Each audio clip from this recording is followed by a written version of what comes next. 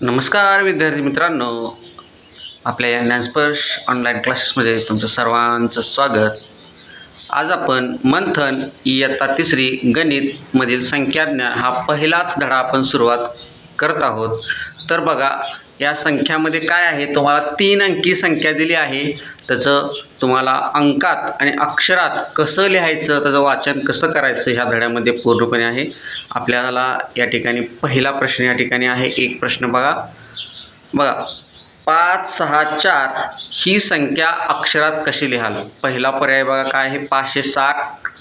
दुसरा पर्याय 564. तिसरा 56, 4 आणि चौथा 64.